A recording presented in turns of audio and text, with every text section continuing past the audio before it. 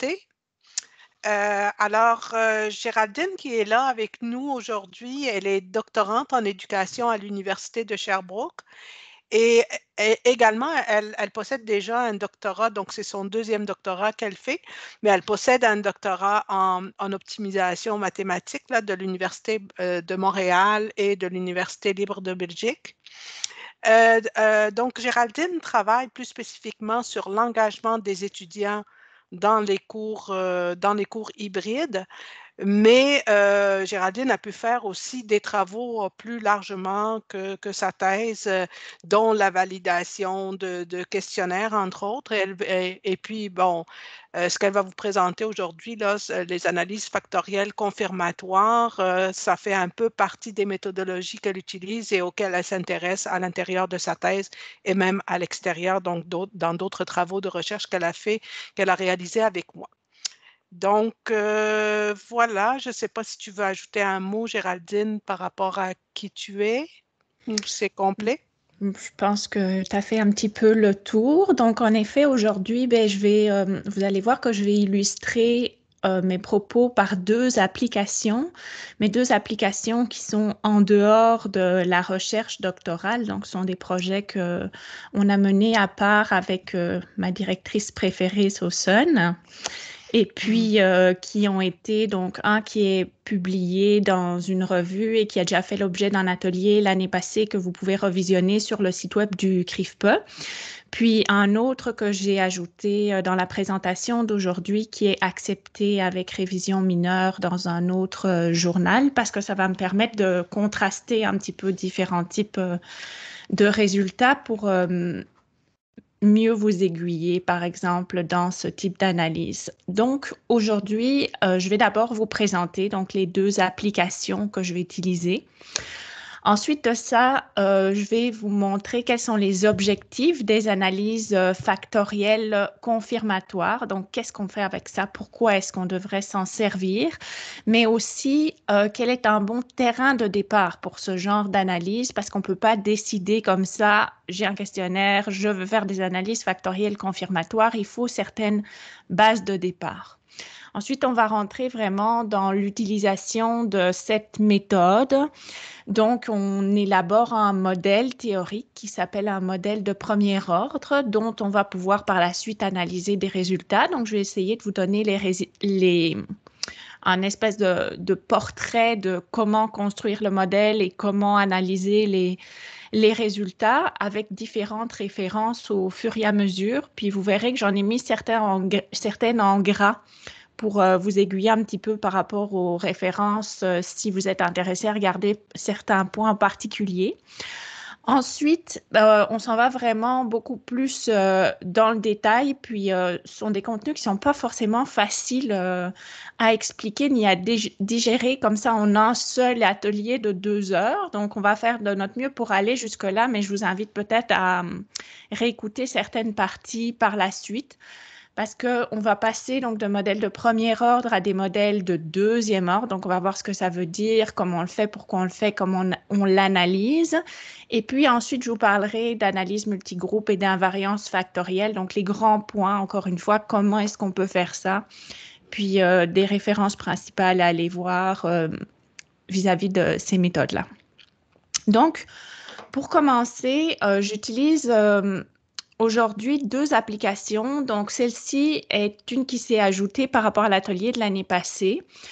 Donc, on a réalisé un article donc avec ma collègue et directrice Sauson sur des données qui avaient été collectées par Sauson à propos de la persévérance des étudiants dans des cours en ligne.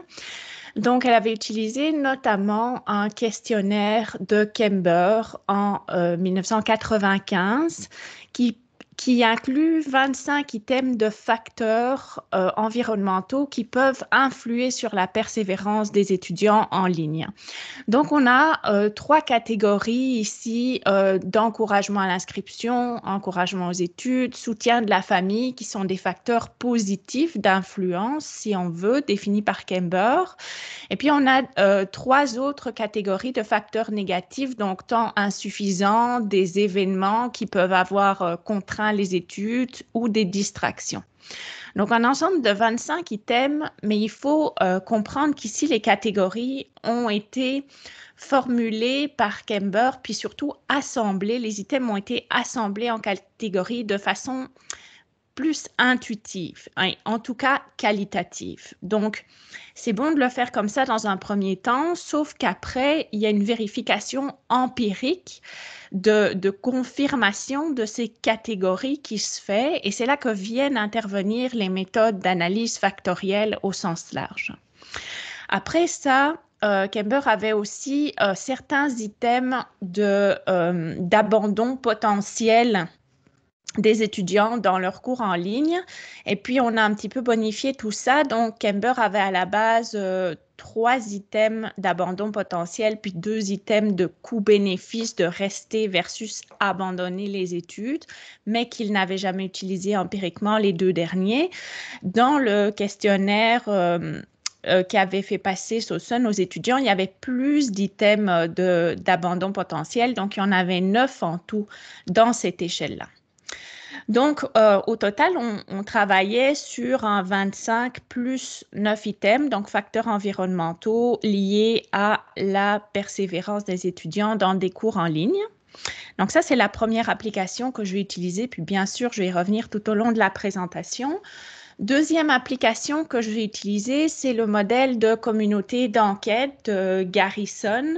Donc, l'idée, c'est que dans des cours en ligne, nous devrions avoir 3 grandes catégories de présence. Donc, une présence sociale, une présence cognitive, puis une présence d'enseignement ou enseignante selon la traduction. Donc, 3 grandes catégories ici, puis je n'irai pas du tout dans les détails des définitions. Mais ce qui va être intéressant pour nous aujourd'hui, c'est que ces 3 grandes catégories sont détaillées en 10 sous-catégories au total. Donc, on a en réalité 10 sous-catégories, 10, je vais les appeler celles-ci des catégories, puis 3 grandes présences qui chapeautent nos 10 catégories. Donc ça, ce sont les résultats d'un article qui a déjà été publié, puis dont j'ai parlé dans l'atelier de l'année passée, mais vous allez voir que de contraster les 2 applications, ça va permettre d'amener des éléments supplémentaires dans la présentation d'aujourd'hui. Du moins, c'était mon intention.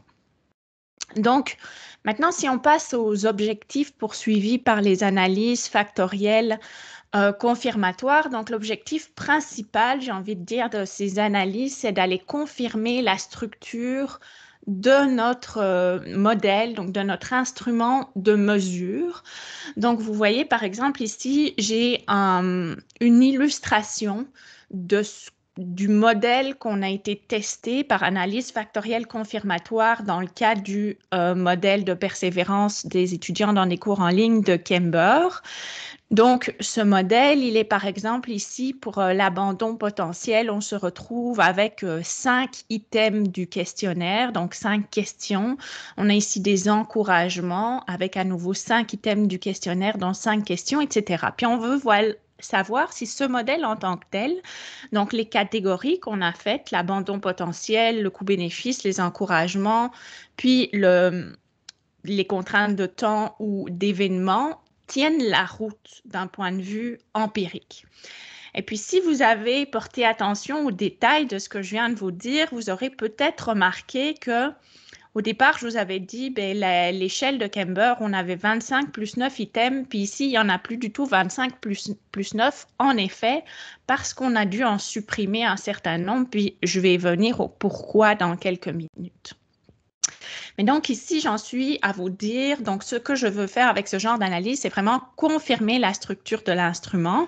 Deuxième application, deuxième exemple, j'aimerais confirmer la structure de mon instrument de communauté d'enquête en 10 catégories, chapeautées par les 3 présence ici enseignante, sociale, puis cognitive. Donc, on représente toujours avec des ronds ou des ovales les variables latentes et puis les variables observées, donc vraiment les items du questionnaire sont toujours dans des carrés ou des rectangles. Donc, ça, c'est vraiment une convention qu'il faut respecter pour bien distinguer les items initiales des questionnaires des variables latentes qu'on forme là. Donc, par exemple, dans le design et l'organisation du cours, on a 4 items qui ensemble forment la catégorie, la variable latente design et organisation du cours. Alors, outre le fait de confirmer la structure d'un instrument de mesure, ces analyses factorielles confirmatoires sont préalables à des tests de modélisation par équation structurelle. Qu'est-ce que ça veut dire? Si vous regardez ici le modèle 1 en haut, donc on a un modèle de mesure qu'on peut tester par analyse factorielle confirmatoire. Donc, on veut vérifier qu'on a bel et bien un facteur X, un facteur Z, un facteur Y, associés chacun à un certain nombre d'items, évidemment avec des erreurs, et éventuellement, ces facteurs peuvent présenter des corrélations entre eux. Quelle est la différence avec un modèle d'équation structurelle? Donc, ici en bas, c'est que là, on établit des relations plus précises entre les facteurs, donc entre les variables latentes. On dit le facteur X influence le facteur Z et mon facteur Z influence le facteur Y. Est-ce que j'ai le droit de tester directement ce modèle par équation structurelle? Non, je n'ai pas le droit de le tester. Parce que si je n'ai pas préalablement démontré que mon instrument de mesure et le modèle hypothétique que j'ai construit en différents facteurs, donc variables latentes, et associé à certains items, donc certaines variables observées dans mon questionnaire, si je n'ai pas montré que ce modèle de mesure tient la route, mais ça ne sert à rien que j'aille tester mon modèle structurel parce que j'obtiens des résultats qui sont incohérents. Je ne peux pas analyser les chiffres qui me sont donnés dans ce modèle d'équation structurelle si à la base, je n'ai pas confirmé que mon modèle en tant que tel tenait la route à la base de ça.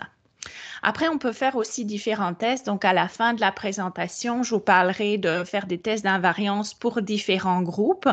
On peut faire aussi des tests d'invariance au fil du temps. Moi, je n'ai pas vraiment travaillé là-dessus, donc je ne vous en parlerai pas ici. Mais sont d'autres possibilités dans les analyses factorielles confirmatoires. Alors, quel est un bon terrain de départ pour ce genre d'analyse? Donc, je vous ai dit tantôt, on ne peut pas décider de faire des analyses factorielles confirmatoires comme ça. Donc, en premier lieu, et puis là, j'espère que je ne vais pas commencer par vous désespérer, ça nous prend un grand échantillon de données.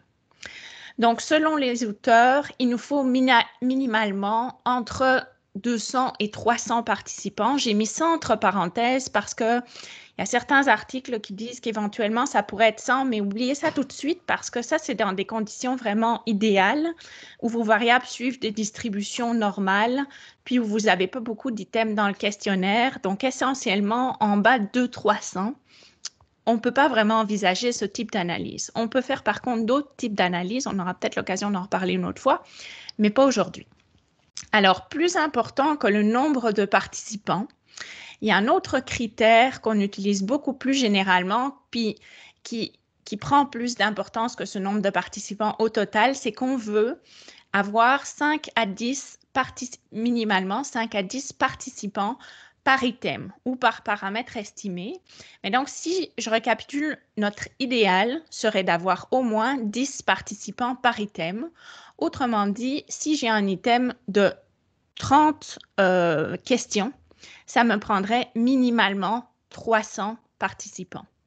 Alors, ça, c'est l'idéal, évidemment, 10 participants par item, mais il y a des publications qui ont montré que souvent, dans la littérature, les écrits n'utilisent pas des si grands échantillons de données, donc souvent, on va retrouver des rapports de 5 participants par item, voire éventuellement moins. L'idée, c'est qu'il faut savoir qu'en arrière de ça, on n'a jamais de chiffre absolu, mais plus nos bases sont solides, plus les estimations qu'on obtient, puis les résultats qu'on obtient sont forts, sont robustes. Donc, si nous, on a seulement réussi à collecter 5 participants par item, parfait, faisons-le. On saura qu'éventuellement, c'est une des limites de ce qu'on a fait.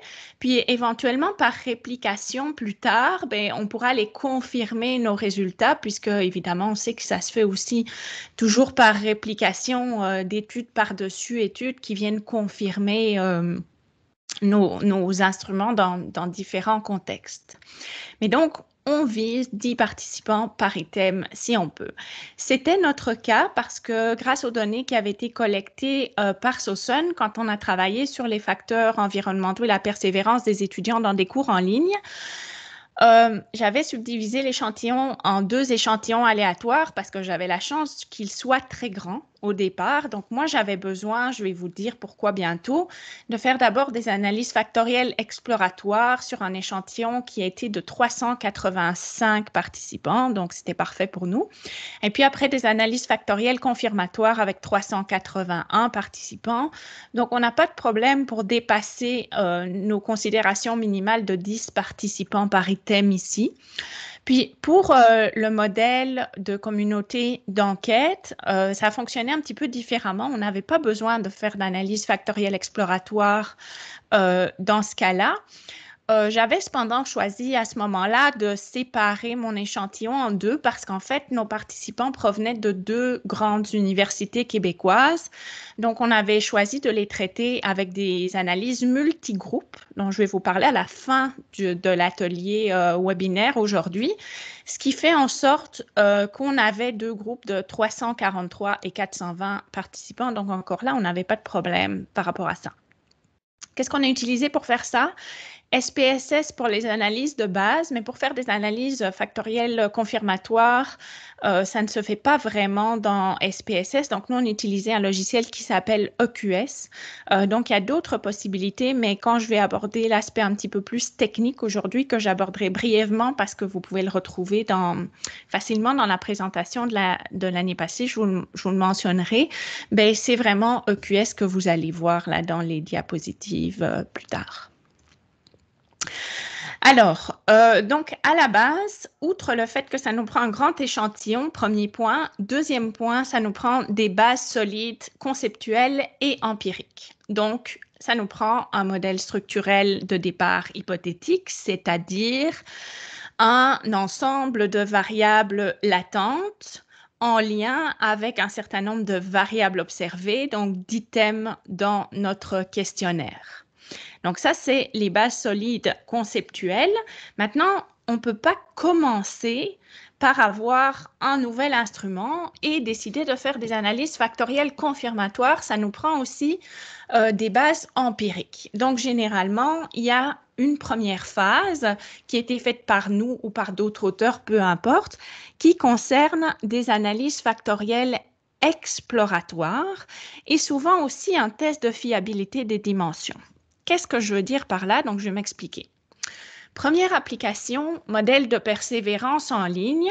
Si on regarde de base la cohérence interne des dimensions initiales avec le alpha de Cronbach, là, je vous ai mis un petit tableau avec une petite comparaison. Donc, j'ai repris les catégories telles que décrites par Kember dans ses publications. Donc, dans la deuxième colonne, vous voyez les alphas de Cronbach de Kember. Puis, on sait que la borne minimale qu'on veut atteindre est 0,7. En bas de ça, on considère qu'on a une mauvaise cohérence interne. Donc, vous voyez qu'il y a beaucoup de catégories là-dedans qui, dans les résultats de Kember, finalement, ressortaient avec des mauvaises cohérences internes, en tout cas en dessous de la borne minimale de 0,7. Il y a eu une auteure qui était Woodley et des collaborateurs en 2001 qui a essayé de retester ce même modèle. Et puis qui a fait d'autres choses aussi, mais elle obtenait donc des alphas de Cronbach qui étaient similaires, parfois un petit peu différents, mais quand même, on voit qu'il y a beaucoup de catégories qui sont toujours en dessous de la borne minimale. Donc, nous, on a commencé par retester les exactes mêmes catégories telles qu'elles étaient définies de façon théorique. Et puis là, on se rend compte qu'on a un certain nombre, ici en fait 4 alphas de Cronbach pour des catégories qui sont en dessous de 0,7, donc qui ne sont pas acceptables. Ça, c'est un indice qui nous dit que nos catégories, de façon empirique, donc sur nos données, ont une mauvaise cohérence interne. Les items de façon, donc c'est là qu'il faut faire la différence entre le conceptuel puis l'empirique. Les items de façon conceptuelle, quand je les regarde, ont l'air d'appartenir à la même dimension, puis c'est ça que Kember avait fait comme regroupement. Cependant, quand on les teste empiriquement, on voit bien à la fois dans notre étude et dans les études précédentes que ces regroupements d'items dans le questionnaire ne tiennent pas la route. Donc, étant donné qu'ils ne tiennent pas la route, ça veut dire qu'on a commencé par se dire, OK, est-ce que je peux quand même prendre ce point de départ-là du questionnaire de Kember pour les facteurs environnementaux de persévérance, pour les facteurs environnementaux de persévérance, et est-ce que je peux trouver des regroupements plus satisfaisants des items pour les utiliser quand même? Là, peut-être que vous vous posez la question de vous dire, OK, mais si ce n'était pas satisfaisant, pourquoi on n'utilisait pas un autre questionnaire? Bon, il y a plusieurs réponses à ça. D'abord, les données étaient déjà collectées, puis c'était des choix qui avaient été faits comme ça, puis qui s'étaient basés sur la littérature, puis notamment sur le fait que le questionnaire de Kember avait quand même beaucoup d'items reliés aux facteurs environnementaux de persévérance. Puis si on fait une recherche de littérature à ce propos, donc quand l'article sera publié éventuellement, vous pourrez y retourner, mais vous pourrez vous rendre compte que en fait, on a très, très peu de questionnaires qui existent dans la littérature et qui ont beaucoup de facteurs environnementaux d'influence sur la persévérance d'étudiants en ligne. Donc, le choix d'adopter ce questionnaire de Kember, c'est parce qu'il était assez détaillé sur les facteurs environnementaux qui pouvaient expliquer la persévérance des étudiants dans des cours en ligne. Donc, on ne veut pas jeter le bébé avec l'eau du bain, si on veut. Donc, on commence par des analyses factorielles exploratoires. Puis, pour faire des analyses factorielles, il faut toujours vérifier des hypothèses de base.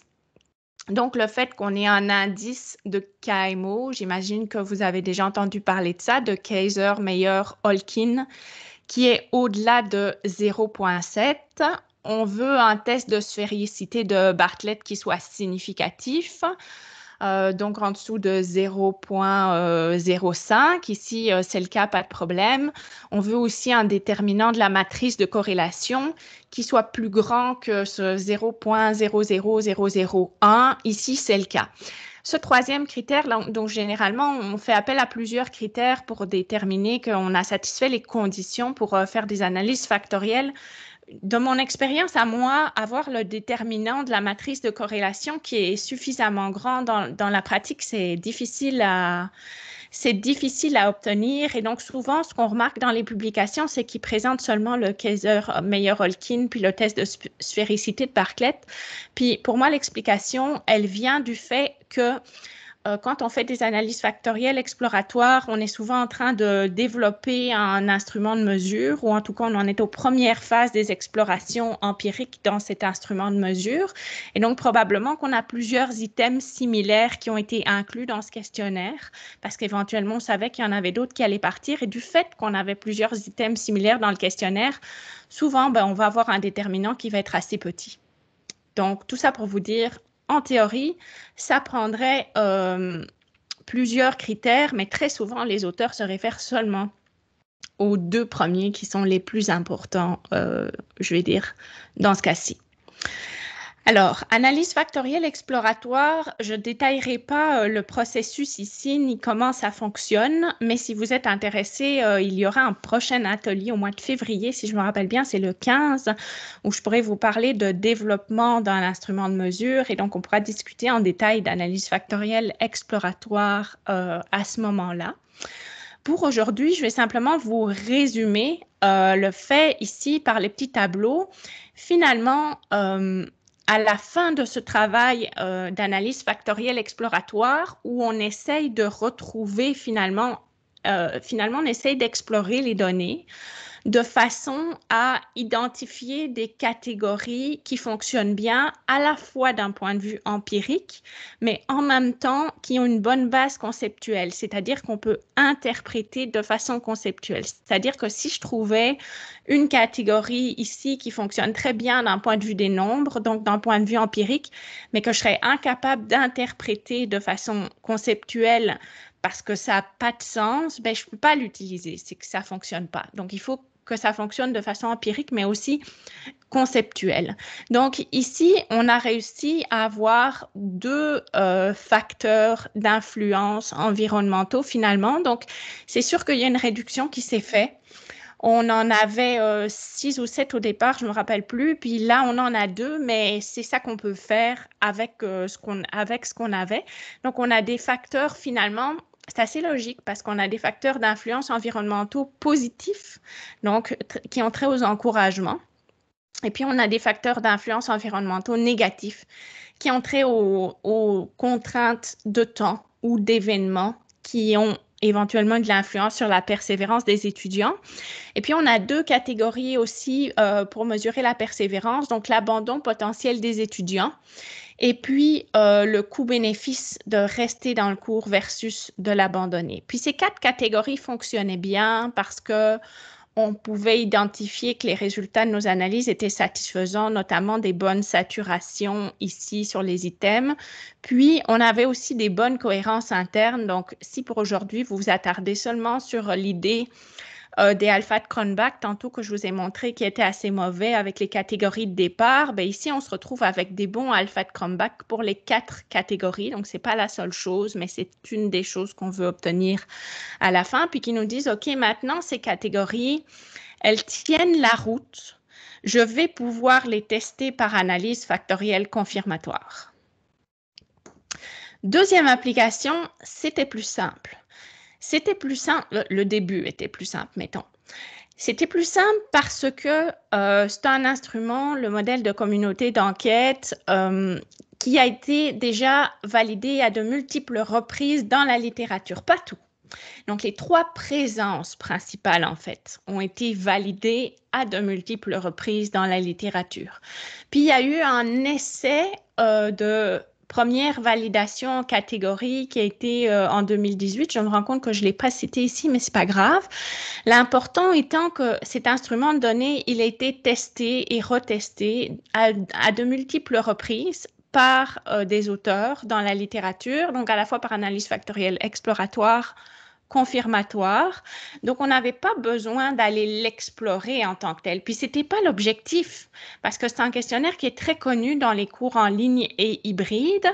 Donc, l'objectif, ce n'était pas d'aller le défaire, puis d'aller dire, je veux l'améliorer, je veux enlever des items. L'objectif ici, il était autre.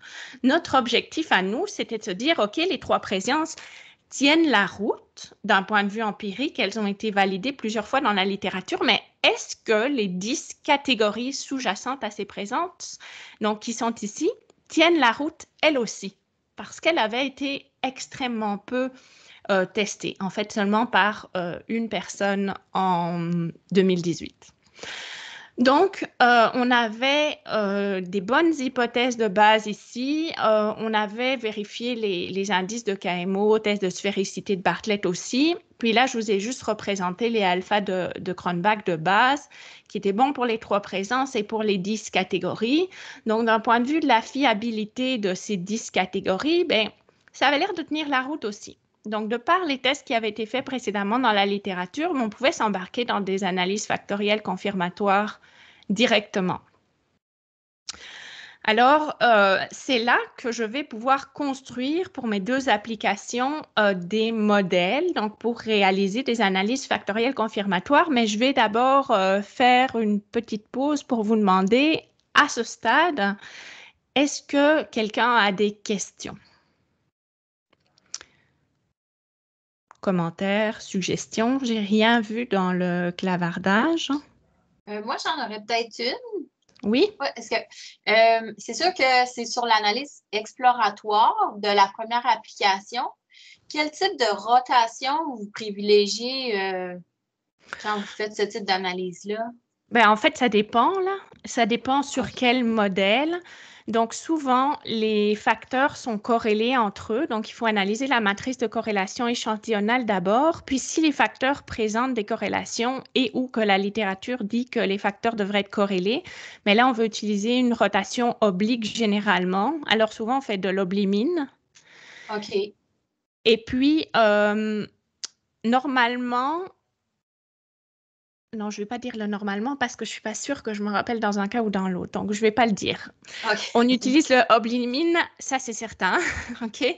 Puis, par contre, si les facteurs montrent des très faibles corrélations, qu'on pense qu'ils ne sont pas vraiment corrélés, mais là, on peut aller faire une rotation orthogonale. Ça arrive moins souvent, mais là, on fait du varimax, je pense. La plupart du temps, on va travailler avec des facteurs qui sont corrélés, puis on va aller faire une rotation oblique. OK. Oui. Puis il y a aussi, si je m'en vais un petit peu dans le technique aussi, dans SPSS, il y a deux façons on peut faire des analyses factorielles exploratoires en composantes principales, mais quand on s'en va, parce qu'il y a plusieurs possibilités, la composante principale ou d'autres choses. Puis quand on s'en va plus détailler ça, là, moi, je me pose toujours des questions existentielles quand je fais ce genre de choses. Puis la littérature conseille plus d'aller faire de la vraie analyse factorielle, entre guillemets. Donc, je pense que ça s'appelle l'analyse en projection principale ou factorisation en axes principaux, un nom comme ça, c'est un peu plus loin dans la liste. OK. Ça revient souvent au même, mais c'est cependant ça qui est conseillé. Parfait. Merci. Ça fait plaisir. Autre question?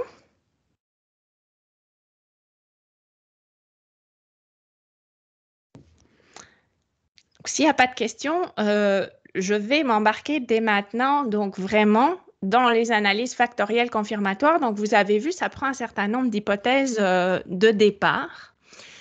Qu'est-ce qu'on fait maintenant dans des analyses factorielles confirmatoires? Parce que quand on se retrouve là-dedans, donc ce que je vais vous dire dans les prochaines minutes vont vous sembler peut-être un petit peu complexe, confus et autres synonymes.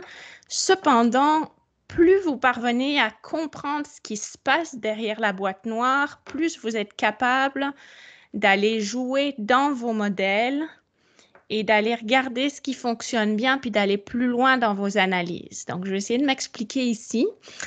Vous allez avoir à la base un modèle structurel hypothétique. Donc, votre modèle, il va être créé sous la forme d'un fichier. Je vais vous en montrer un petit peu plus large dans quelques minutes. Mais en gros, vous allez avoir des relations entre vos variables observées ici, les items du questionnaire, puis vos variables latentes, donc les facteurs, les F ici. Et puis, évidemment, on a toujours un terme d'erreur. Puis, toutes les petites étoiles sont tous les paramètres que le modèle va essayer de vous estimer. Et donc, si à la fin, le processus converge, bien, vous allez avoir des résultats ici pour tous les petits estimés, donc qui vont vous donner les liens entre vos items, vos variables observées et vos facteurs, donc vos variables latentes.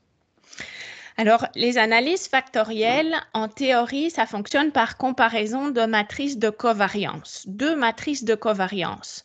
La matrice de covariance empirique. Donc, à partir de vos données seulement, SPSS peut vous calculer la matrice de covariance. Donc, la covariance sont les relations linéaires entre les variables. Donc, il peut vous calculer cette matrice-là sur vos données. Après ça, il y a une deuxième matrice de covariance qui est celle de votre modèle structurel hypothétique. Donc, au début, votre logiciel, qui pour moi était EQS, va donner des points de départ pour tous ces estimés. Donc, toutes les petites étoiles vont être remplacées par des estimés. J'invente n'importe quoi, je vais te dire, on va remplacer les estimés par des 0,5. Donc, ici, on va toujours avoir des valeurs de départ pour les estimer, puis il va utiliser une méthode mathématique qui s'appelle, le plus souvent, on va utiliser la méthode standard, bien qu'il y a d'autres choix, mais le plus souvent, on utilise la méthode standard qui est aussi ce qui est conseillé, sauf cas particulier, c'est la méthode du maximum de vraisemblance, donc ML pour maximum likelihood. Et petit à petit, les estimés vont être raffinés à chaque itération. Et l'idée, c'est qu'on veut arriver à minimiser la différence entre ces deux matrices. Donc, on a une matrice qui est calculée sur vos données telles quelles, seulement sur vos données, de matrice de covariance. Et puis, on a une autre matrice structurelle hypothétique qui, là, est faite de tous les estimés que l'application, le logiciel est en train de déterminer pour vous. Puis, il compare ces deux matrices-là. Puis, ce qu'il veut, c'est que les estimés soient de plus en plus proches. Puis quand ça converge, donc quand il décide que vos estimés sont suffisamment proches l'un de l'autre, bien là, il s'arrête puis il vous dit le processus a convergé et là, vous pouvez analyser les résultats. Donc, ce que je vous disais à propos des estimés, c'est vraiment qu'au départ, vous avez une matrice de covariance qui détermine les relations linéaires entre vos variables latentes, mettons design et organisation, et les variables observées, donc les items dans le questionnaire. Donc, au départ, le logiciel va mettre toutes des valeurs de départ, plus ou moins au hasard ici, à place de mes points d'interrogation. Puis, petit à petit, quand il veut utiliser sa méthode mathématique, il va raffiner ces estimés-là pour qu'ils deviennent de plus en plus proches de vrais estimés, entre guillemets. Et comment il va décider que ça va être les, entre guillemets, vrais estimés qu'il va vous donner? C'est quand ces estimés-là vont être assez proches de ce qu'on retrouve dans votre matrice de covariance qui correspond à vos données. Parce qu'au final, vous voulez construire un modèle théorique avec des estimés, donc des relations entre vos variables latentes puis vos items qui reflètent ce que vous avez trouvé de façon empirique. Donc, ça, c'est comment fonctionne la méthode. Puis, avec EQS, il y a moyen d'utiliser dans un premier temps une interface graphique pour construire le modèle. Donc, essentiellement, vous allez associer les facteurs. Vous voyez, si je marquais F3 qui est CP pour me rappeler que c'était ma présence cognitive, qui est associé à mes indicateurs ici, donc mes items dans le questionnaire correspondant. Alors, je vais y aller, vous l'aurez dans le PDF de la présentation, mais je vais y aller vite ici parce que ça, c'est vraiment des détails techniques de comment j'utilise le logiciel. Puis, j'ai été vérifier que vous pouviez le réécouter facilement dans la présentation YouTube du CRIFPA de l'année passée là, pour les détails techniques. Bien que, d'après moi, si vous en allez dans des méthodes comme ça, vous allez vous acheter un livre de base parce que sans ça, je n'aurais pas pu y arriver. Et là-dedans, ils vont aussi tout vous réexpliquer, mais donc j'ai donné les explications principales dans l'atelier l'année passée. Donc, je construis mon modèle finalement. Donc, je peux choisir de mettre ou pas des corrélations entre mes variables latentes.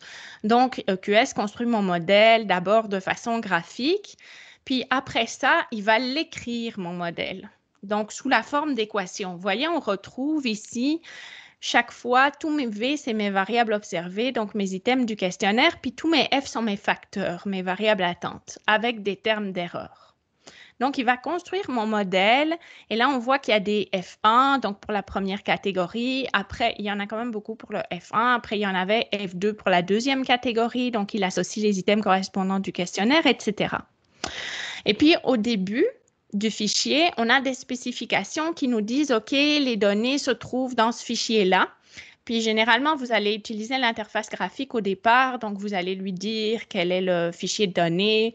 Puis, lui va avoir calculé combien on a de variables, combien on a de cas. Donc, c'est intéressant d'aller vérifier dans un premier temps que vous avez bien le bon nombre de variables, le bon nombre de cas qui correspond à ce que vous avez fait. Vous voyez ici, il y a plusieurs méthodes, mais généralement, sauf cas particulier, on utilise la méthode ML. Puis, ce qui est important ici, c'est pourquoi je me suis... Parce que généralement, vos données que vous avez collectées ne suivent pas des lois normales et souvent sont aussi sur des échelles de Likert à un certain nombre de points. Il faut minimalement 4 points pour utiliser ce type de méthode. Donc, lorsque vos données ne sont pas normales et aussi pour traiter des données donc plus en catégorie issues d'échelle de Likert, on va utiliser des méthodes robustes. Il y a d'autres possibilités pour les échelles de Likert. J'avais essayé ça au début avec les variables catégorielles, mais c'est beaucoup plus compliqué. Les résultats sont plus difficiles à interpréter. C'est vraiment pas quelque chose que je conseillerais. Et en creusant dans les publications, ils disent qu'il n'y a pas de problème finalement à utiliser les méthodes robustes qui sont pour des variables continues ou pour des variables sur des échelles de Likert, pour autant que vous ayez au moins 4, idéalement au moins 5 catégories là-dedans. Donc, méthode robuste. Puis, quand vous allez retrouver votre modèle, ça va ressembler à ça.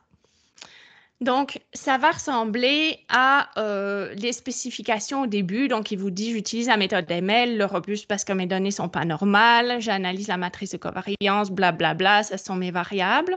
Puis, vous allez avoir un certain nombre d'équations, donc qui lient vos items du questionnaire, variables observées, à vos facteurs. Donc, moi, je retrouve là-dedans mes différentes catégories parce qu'ici, j'utilisais mes 10 catégories. Puis, vous avez aussi des paramètres pour que le modèle puisse estimer les variances et les covariances entre les facteurs. Vous pouvez éventuellement introduire des commentaires, etc. Donc, en fait, la force principale des analyses factorielles confirmatoires avec ce genre de logiciel, c'est la modélisation. Donc, tantôt, c'était écrit ici, vous allez avoir un fichier sur lequel vous ne pouvez pas toucher, qui s'appelle EQX, qui a l'air de contenir votre modèle, mais vous pouvez aussi ouvrir votre fichier .EQS, et celui-ci contient un modèle que vous pouvez modifier. Et vous allez vouloir faire des modifications à un moment donné ou à un autre quand vous allez travailler là-dedans. Notamment, je vais y revenir un petit peu plus tard, mais probablement que vous allez avoir besoin d'introduire un petit peu de paramètres libres pour des covariances entre les résidus. Donc, je vous disais, la force des analyses factorielles confirmatoires, c'est la modélisation. Donc, il se peut que dans votre questionnaire de base, celui-ci soit fait de telle sorte que mon item 14, il ressemble très fort quand même à l'item 13, ou en tout cas, il a des similitudes. Puis pourtant, ils ne font pas forcément partie de la même catégorie.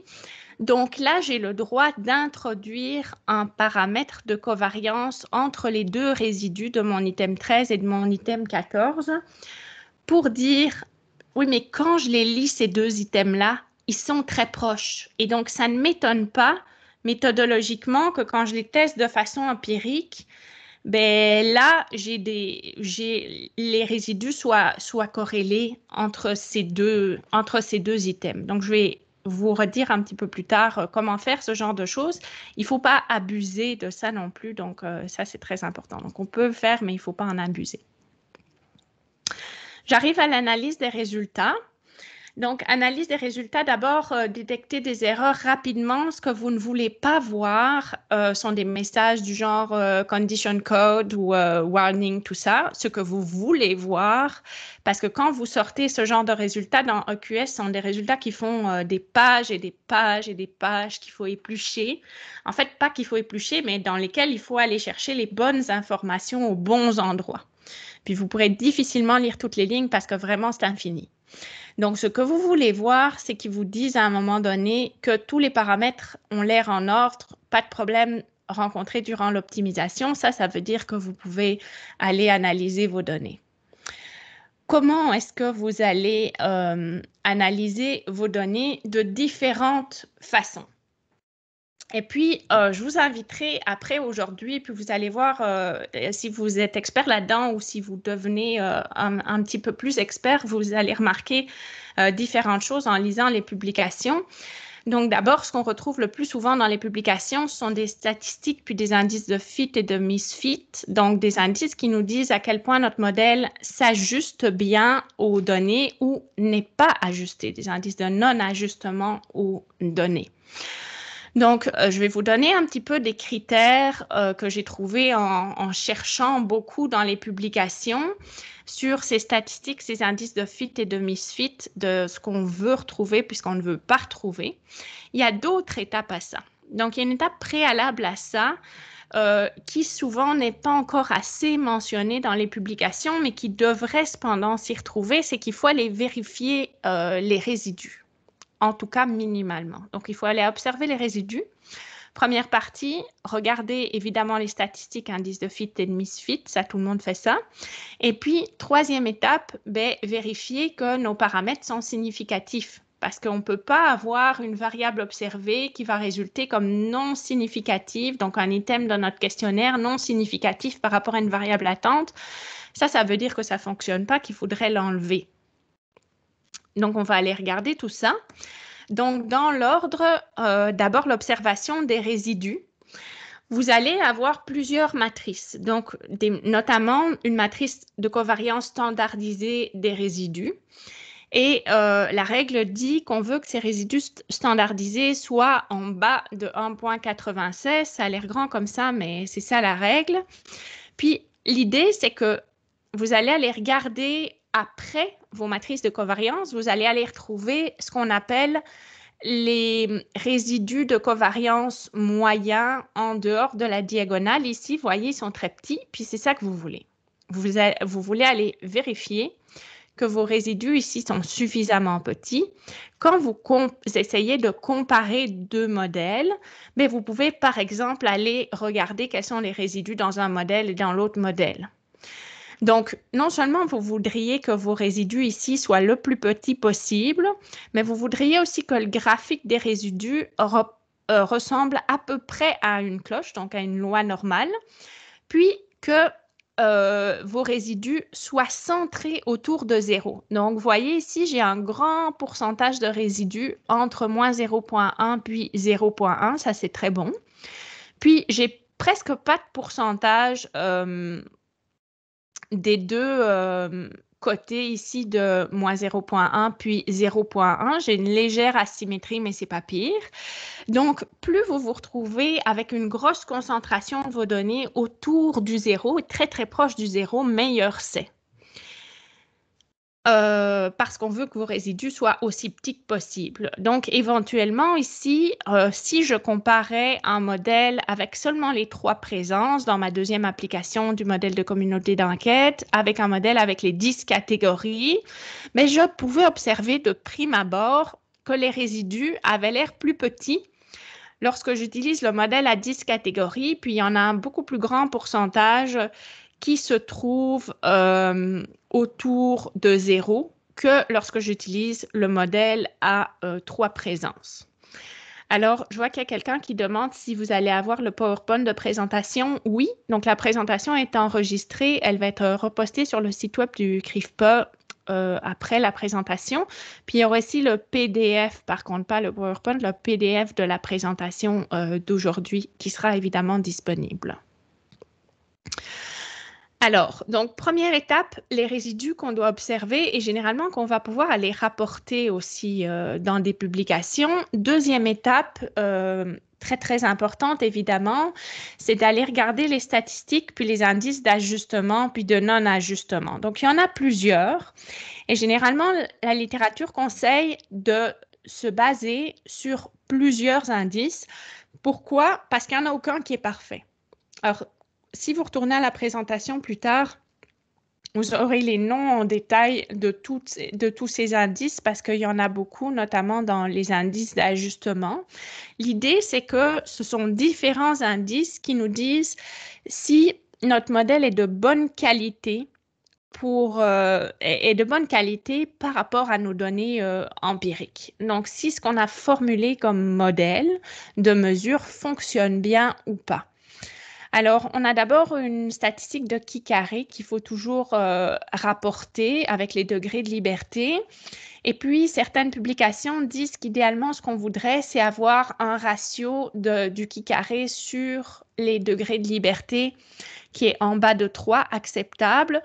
Ce ne sont pas tous les auteurs qui sont d'accord avec l'idée de ce ratio-là, mais c'est parce qu'autrement, il n'y a aucune possibilité d'interprétation du qui carré, dans le sens que tout le monde dit qu'il faut rapporter ce qui carré avec les degrés de liberté, mais que plus les échantillons sont grands, plus le qui carré augmente.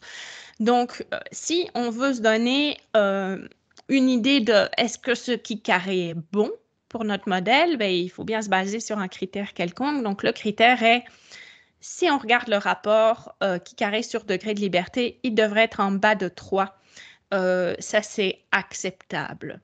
Évidemment, ce n'est pas le seul sur lequel on doit se baser. Donc, souvent, on a plusieurs indices d'ajustement. Donc, vous pouvez en reporter plusieurs. Puis, c'est possible que si vous utilisez un autre logiciel que moi, ce ne soient pas les mêmes qui sortent de base. Puis, on ne peut pas trop jouer là-dedans. Peut-être qu'il y a d'autres logiciels où on peut jouer là-dedans. Mais ce qu'on retient, c'est qu'on veut rapporter plusieurs indices. C'est comme on veut accumuler plusieurs preuves que notre modèle est bien ajusté aux données. Donc ici, Les indices d'ajustement, j'ai écrit ici au-dessus de la diapositive que je commençais par des résultats insatisfaisants. Hein, petit détail. Donc, on voudrait que nos indices d'ajustement qui sont ici soient au-dessus de 0,90. En bas de ça, ils ne sont pas acceptables. Donc, je vous disais, si vous portez attention aux publications, vous allez quand même vous retrouver assez souvent avec des résultats qui sont comme rapportés, puis leurs indices d'ajustement sont en bas de 0,9, puis il ne se passe rien, puis ils continuent comme ça. Mais c'est juste un détail. Comme ça, vous pourrez le remarquer la prochaine fois, puis vous penserez à moi. Idéalement, on voudrait même être au-dessus, non seulement au-dessus de 0,9 acceptable, mais en fait, au-dessus de 0,15, ça serait vraiment très bon. On regarde aussi des indices de non-ajustement.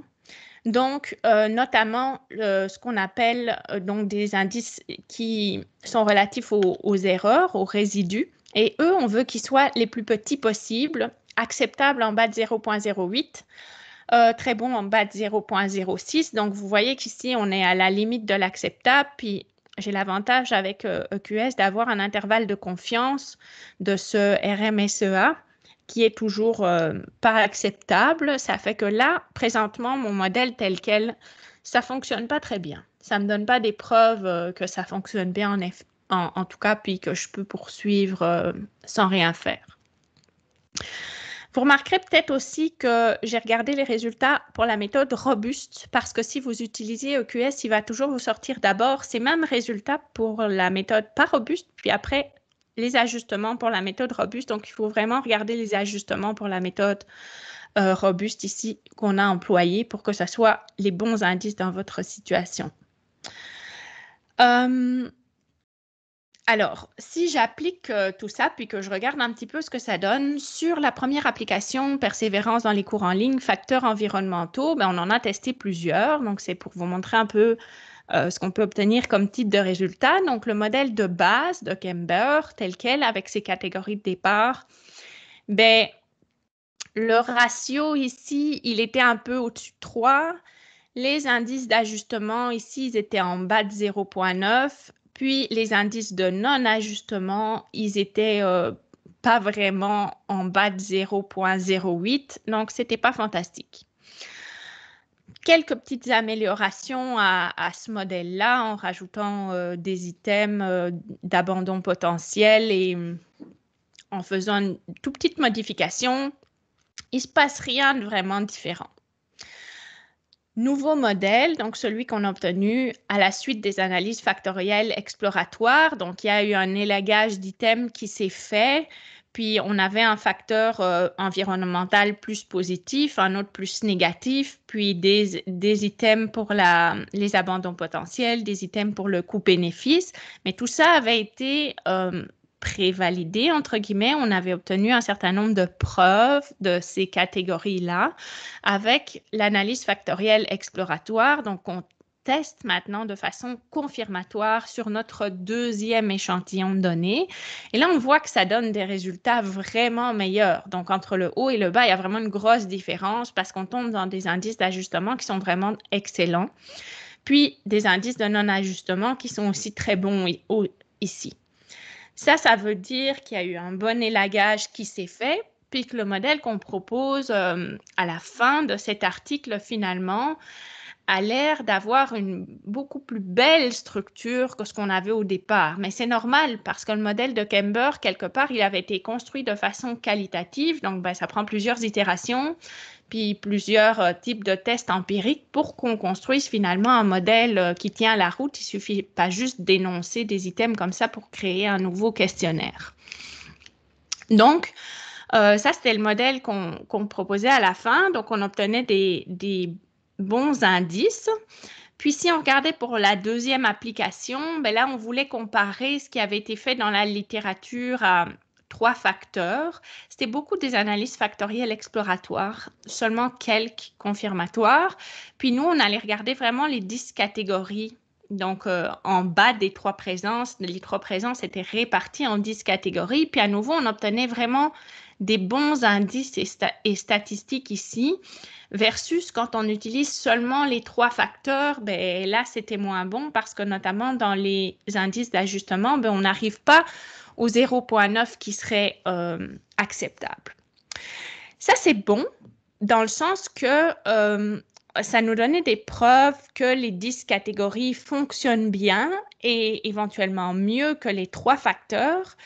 Ce qui est moins, entre guillemets, bon là-dedans, c'est que on ne veut pas non plus faire une croix sur ces 3 présences-là, parce que ces 3 présences, elles apparaissent de façon répétitive dans la littérature. C'est un modèle qui est quand même assez connu. Donc, on ne peut pas dire, OK, les catégories fonctionnent bien, maintenant j'oublie les présences. Donc, il va y avoir une suite à ce travail-là. Pour l'instant, notre objectif premier était d'aller valider les 10 catégories qui étaient en dessous des présences puis qui n'avaient jamais été validées. Puis on se rend compte que ça fonctionne bien. Donc ça, c'est une bonne nouvelle. Dans les 2 modèles, peut-être que vous avez remarqué que j'ai mis des petites astérix en dessous pour dire on a rajouté ici 3 paramètres d'erreur de covariance qui étaient conceptuellement valables. Donc, on a admis 3 petits paramètres de lien, finalement, de relation entre des résidus, entre des items qui apparaissaient très, très semblables dans le questionnaire. On ne l'a pas fait juste comme ça. Je vais vous expliquer comment ça se fait. Puis, dans la deuxième application, on en a mis 7. Puis là, il y avait vraiment... c'était Aspert, puis la recherche là-dedans est comme un peu infinie. Puis au final, ce qui a été décidé, c'est qu'on allait seulement utiliser 7 paramètres d'erreur de covariance qu'on avait ressortis dans les tests, puis qui étaient parmi ceux qui avaient été suggérés par d'autres auteurs précédemment dans la littérature. Donc, vous voyez qu'il y a toujours une base conceptuelle ou empirique en arrière de ça. Autre chose, on veut en ajouter très, très peu. Donc là, je m'en vais là-dedans. Je ne vais pas m'étendre non plus là-dessus. Pourquoi je voudrais rajouter des paramètres d'erreur de covariance? Parce que comme mon modèle fonctionne de façon acceptable au départ, ou pas tout à fait, mais juste en dessous, ben, je veux faire un test parce que peut-être que je me rends compte que dans mon questionnaire, j'ai des items qui sont très, très proches quand je les lis. Ils m'apparaissent comme très, très proches. Puis, ça me paraît logique que les gens ont répondu, que les réponses des personnes à ces 2 items soient similaires. Donc, je vais aller creuser un petit peu cette question-là pour savoir si, du fait que ces 2 items me paraissent très proches quand je les lis, ben, est-ce que ça va avoir un impact sur les modèles de façon empirique tels que je les ai construits? Donc, je peux le faire en allant faire ce qu'on appelle un test des multiplicateurs de Lagrange. Donc, ça se fait dans votre modèle EQS en allant lui dire « je veux faire un LM test ».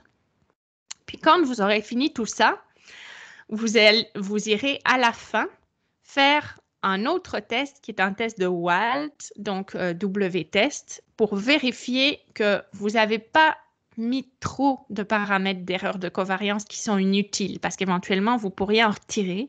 Puis on veut vraiment en mettre le moins possible.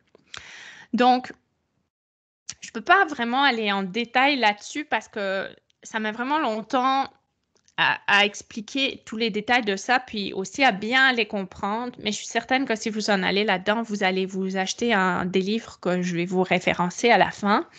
Donc, je vous renvoie au livre de Bahn en 2006 là-dessus pour une discussion détaillée là, sur les erreurs de covariance. Je vais vous donner quelques petits éléments cependant. Quand vous allez faire le test de multiplicateur de Lagrange, vous allez avoir une espèce de liste de paramètres d'erreur avec plein de chiffres de résultats. Ce que vous voulez éventuellement inclure dans votre modèle, ben, ce que Bahn dit, c'est que on veut voir un espèce de saut dans les valeurs de chi carré. Vous voyez ici 182 quelque chose. Après, il y a un saut jusqu'à 69, 51, etc. Donc, celui-là est vraiment beaucoup plus, le chi carré est vraiment beaucoup plus élevé que les autres. Donc, on aurait tendance à vouloir l'inclure dans notre modèle. On veut aussi que la probabilité associée soit résultant d'un test significatif. Et évidemment, on veut que ça soit valable d'un point de vue conceptuel. Donc, si d'un point de vue conceptuel, ces 2 items n'ont pas l'air proches, puis que vous n'avez pas l'impression que les gens vont avoir répondu la même chose là-dedans, n'allez pas les inclure parce que ça ne voudra rien dire. Il faut vraiment que d'un point de vue conceptuel, ça tienne la route. Puis là, vous pouvez voir qu'est-ce que ça va produire comme effet à peu près. sur votre modèle. Donc, vous avez des indices de base, puis là, vous voyez quels seraient vos nouveaux indices si vous incluez ces paramètres dans votre modèle. Comme je vous disais, cette recherche-là de mettre des paramètres d'erreur de covariance dans le modèle, c'est infini. On ne veut pas que ça soit infini, on ne veut pas tester toutes les combinaisons possibles et aussi, il faut pouvoir le justifier. Parce que sinon, on peut continuer d'en ajouter, et puis nos indices de qualité vont augmenter sans que ça soit forcément valable. Donc, l'idée, c'est on a droit d'en ajouter quelques-uns, mais idéalement, on va y aller au minimum. Si on a d'autres auteurs avant nous qui en ont inclus, comme ça arrivait pour l'application 2, ben là, on peut se baser sur ce qu'eux ont déjà trouvé, parce que comme ça, on a un argument pour dire « j'ai utilisé ceux-là parce que c'est les mêmes que les autres auteurs avant ». Puis, on veut surtout que ça soit valable d'un point de vue conceptuel.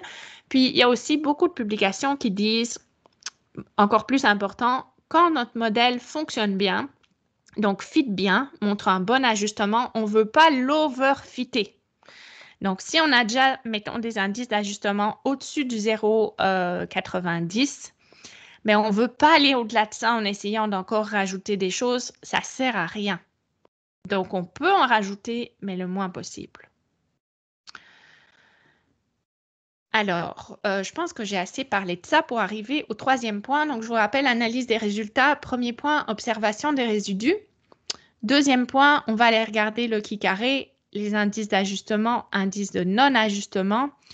Troisième point, on va aller regarder les estimations des paramètres. Donc, vous allez avoir dans votre fichier de sortie, qui, je vous le rappelle, va être très long, tous les liens entre vos variables observées, items du questionnaire, et vos facteurs variables latentes. Et vous voulez vérifier que toutes ces variables observées résultent en un test significatif. Ici, moi, je vais regarder les statistiques de tests robustes, donc toutes celles qui sont marquées avec un petit A commercial. Et, oh, excusez, j'ai dit n'importe quoi. Effacez ce que je viens de dire. Vous voulez regarder les statistiques de tests robustes, donc celles qui apparaissent ici entre parenthèses, et le A commercial, il vous dit si c'est significatif ou non. OK?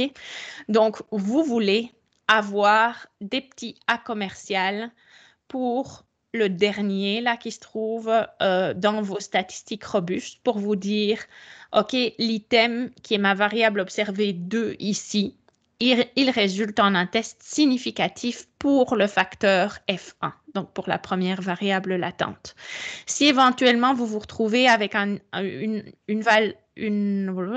variable observée pour laquelle qui ne teste pas significative pour une variable latente, ça veut dire que cette variable observée-là, cet item-là du questionnaire, il faudrait l'enlever. Et ça, c'est problématique. C'est problématique parce que lorsque vous faites des analyses factorielles confirmatoires, vous n'êtes pas supposé jouer dans votre modèle en retirant, en ajoutant des variables, etc. Parce que normalement, ça a été fait préalablement en faisant de l'exploratoire. Donc, idéalement, on joue le moins possible dans nos modèles, excepté pour éventuellement quelques paramètres d'erreur de covariance qu'on va aller ajouter. Mais donc, il faut faire cette vérification-là que vous allez avoir des tests significatifs. Et puis, tout ça va vous donner finalement les solutions standardisées. Donc, si vous allez regarder les solutions standardisées, vous allez obtenir les saturations des variables observées sur les facteurs. Les solutions standardisées, pourquoi? Parce qu'il y a aussi des solutions non standardisées. Donc, vous regardez les solutions standardisées avec toutes les variables qui ont été ramenées, une variance de 1 parce que c'est plus clair, sinon ça ne permet pas à vos lecteurs de vous comprendre. Donc, les saturations sont ici, puis on voit les erreurs à côté. Puis ça, c'est ce que ça nous donne finalement. Donc, on a vérifié que c'était significatif, les indices étaient bons. Pareil pour la deuxième application. Donc, finalement, ça vous dit quelles sont les saturations de chaque variable observée sur les facteurs. Et éventuellement, ça va vous donner aussi les covariances entre vos différents facteurs. Puis, vous voulez que si d'autres personnes ont testé ça avant vous dans la littérature, ben, que les corrélations que vous obtenez entre les facteurs ressemblent à ce qui avait été trouvé dans la littérature avant vous. Autrement, vous devriez avoir un bon argument pour expliquer pourquoi ces corrélations différaient dans votre contexte.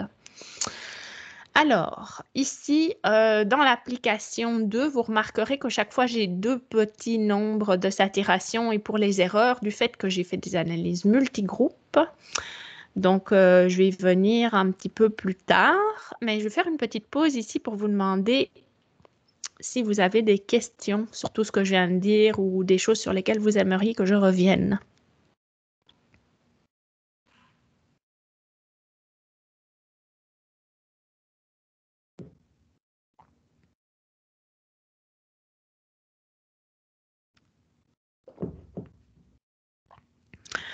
Silence absolu. Donc, j'espère que tout de même, vous êtes toujours avec moi. En fait, je sais que vous êtes toujours avec moi, mais c'est sûr que ce sont des contenus qui prennent longtemps à appréhender, puis à apprivoiser plutôt. Donc,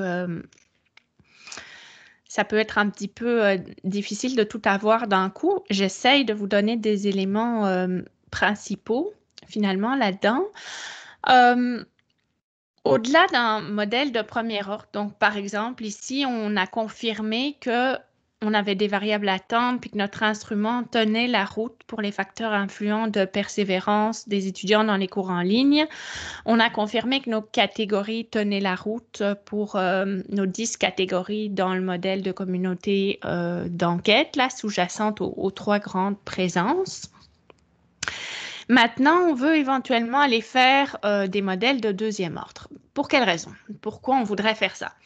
Donc, je vous ai parlé que dans la deuxième application, on avait 10 catégories, mais 10 catégories sous-jacentes à 3 présences, enseignantes, sociales, cognitives. Et je vous ai dit tantôt, on obtient des bons résultats pour les catégories, mais c'est bête parce qu'on ne veut pas laisser tomber les présences non plus, parce que ces présences apparaissent de façon récurrente dans la littérature, puis elles sont importantes. Puis on y croit aussi personnellement qu'elles sont importantes. Je ne voudrais pas les oublier. Donc, il faut essayer de trouver un moyen de mettre ces présences là-dedans. D'où le fait d'essayer de construire un modèle de deuxième ordre dans lequel non seulement on a notre modèle de base qu'on appelle du premier ordre, avec nos 10 catégories reliées aux variables observées, aux items du questionnaire, mais là on vient dire en plus que on a un niveau de plus haut ordre, donc au deuxième ordre, mais là, on se retrouve avec les 3 présences. Donc, on vient dire qu'on a des catégories qui sont sous-jacentes aux 3 présences et on vient identifier les liens entre celles-ci. Est-ce qu'on peut faire ça tout le temps? Il y a des préalables là-dedans. Premièrement, il faut qu'on ait évalué notre modèle de premier ordre, donc nos 10 catégories de façon satisfaisante. Deuxièmement, il faut examiner les corrélations entre les facteurs du premier ordre parce qu'on ne peut pas dire que je vais regrouper 3 facteurs qui n'ont pas de corrélation entre eux, ça n'aurait pas de sens. Et puis à ce moment-là, il faut aussi avoir un sens conceptuel que nos facteurs du deuxième ordre vont expliquer les corrélations au premier ordre. Donc nous, on avait une base conceptuelle des 10 catégories sous-jacentes aux présences dans la littérature et donc c'est la même chose qu'on veut aller reproduire. Donc, pour ça, j'ai mis 10 variables latentes, F1 jusqu'à F10, puis je vais introduire 3 nouvelles variables pour mon deuxième ordre ici. Et donc, dans mon modèle, et souvent rendu là, on n'est plus rendu à l'interface graphique. C'est pour ça que je vous ai dit dans notre fichier EQS, on va directement pouvoir aller créer ces relations à la main. En tout cas, moi, je ne suis pas retournée à l'interface graphique parce que rendu là, c'était plus compliqué d'y retourner que d'autres choses. Donc ici, je vais aller faire le lien. Donc, je vais aller dire quelle variable de F1 à F10 de mes catégories est reliée à quelle présence. Donc, je vais lui dire, par exemple, F1, F2, F3 ici est relié à la présente enseignante que j'appelle F11. Puis, je continue comme ça. Le fait de faire un modèle de deuxième ordre, ça implique des petits changements au niveau des variances et des covariances, dans le sens qu'avant, mais ça c'est presque rendu là sans des détails techniques. Là, si vous essayez de juste faire rouler le modèle en donnant ces nouvelles relations, ça ne va pas fonctionner parce qu'avant ça, vous aviez des variances et des covariances de vos variables latentes au premier ordre, donc vos variables latentes de base, mais quand elles sont sous-jacentes à d'autres variables, on n'a plus le droit de le faire.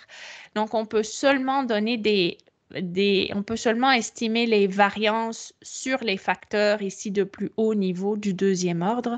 Puis pareil pour les covariances, parce que c'est comme ça que ça fonctionne.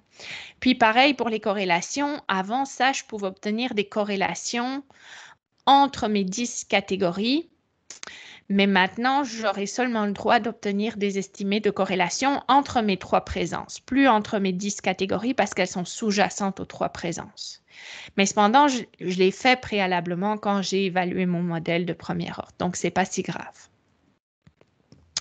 Si je vous montre un petit peu ce que ça donne, donc pour l'application, je ne vous le montre pas pour l'application 1 parce qu'en fait, je l'ai fait. Gember avait des regroupements, mais ça ne donnait rien de plus, donc il n'y avait pas d'intérêt à le faire. Dans l'application 2, il y a un intérêt. L'intérêt était, ce que je vous ai dit tout à l'heure, se référer seulement aux 10 catégories sous-jacentes aux 3 présentes. C'est beau qu'elles tiennent la route.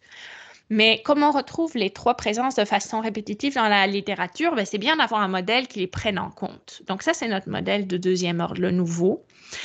Lui, il prend en compte les 3 présences, comme les petits schémas que je viens de vous montrer, au plus haut ordre, donc au deuxième ordre, et les 10 catégories à l'ordre le plus bas, donc au premier ordre.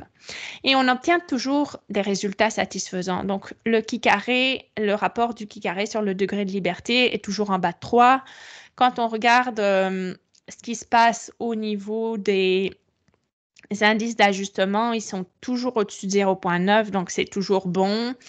Un petit peu moins bon que le modèle en 10 catégories, mais pas grave. Puis, l'indice de non-ajustement, puis l'intervalle de confiance est toujours très bon aussi.